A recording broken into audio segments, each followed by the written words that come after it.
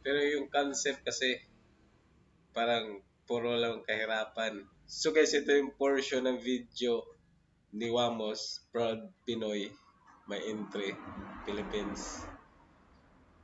Ito yung video na may nag-claim, may nag-upload ng video na kinuha daw yung video niya, ginamit ni Wamos. Ito na portion na to.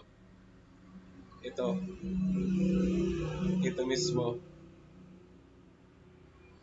So, yan.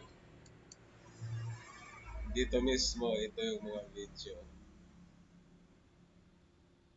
Ayan, yung video na yan. So, panoorin muna natin yung konsepto ni Wamos sa pag-promote ng Pilipinas. Balot. Ayan, sumisigaw siya ng balot.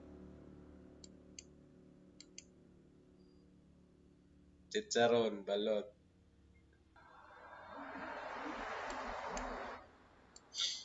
Totoo naman yan. May balot dito sa atin. Pero mayroon na rin sa ibang bansa niyan.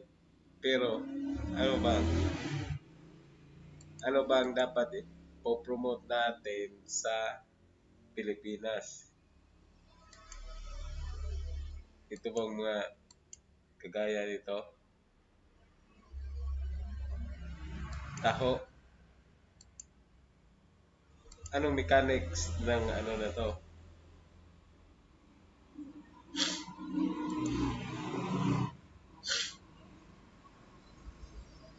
Hindi ko alam yung anong mechanics. Ito, pinopromote niya pagiging sagoy. Sagoy sa amin yun eh. Oh, jeepney driver. Naglalako ng sigarilyo sa kalye. Yan ang pinopromote niya. Tricycle driver.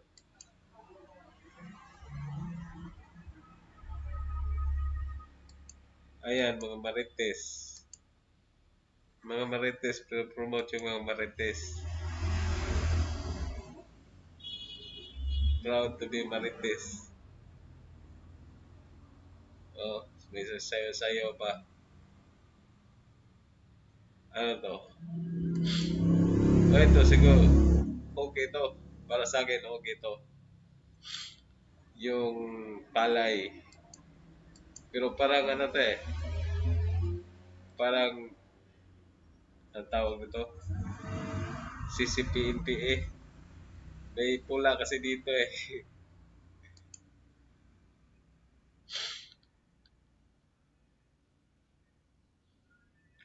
Oh, para sa akin, okay to. Yung palay.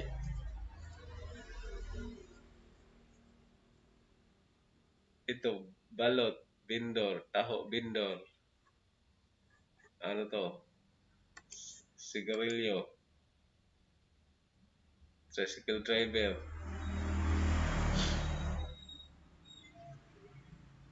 Jeepney driver. Sasayaw pa.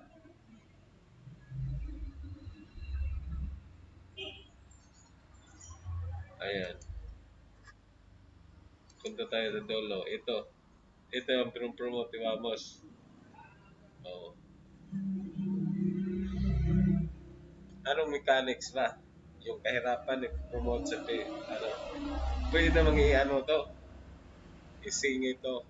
Pwede ipakita to. Pero para sa akin lang dapat yung mga tourist spot like Siargao, El Nido, Palawan, Boracay, Mount Mayon,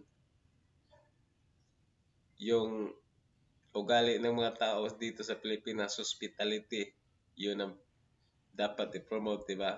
Para sa tourism. Tapos, yung mga gandang mga tanawin, Bohol, yung mga museum, yun ang dapat i-promote. Yung mga rare na mga prutas sa Davao na hindi mo makikita sa ibang bansa, di ba? Ito anong promote nito? Lako sa kalye. Pero makikita mo sa comment dito, So for the effort, quality talaga. Tatak Pilipinas, the best. Ito, quality talaga. Quality yung video.